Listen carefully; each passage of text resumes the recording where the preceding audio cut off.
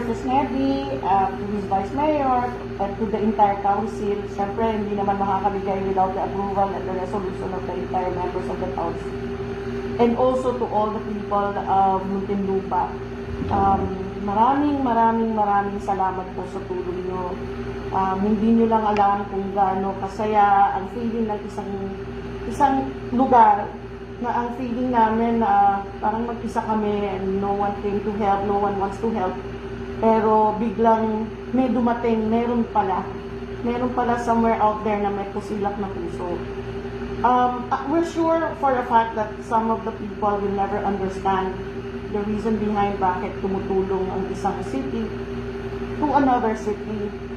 Pero yun nga sabi ko, once you are blessed, it's moving forward and giving back the blessing that you receive.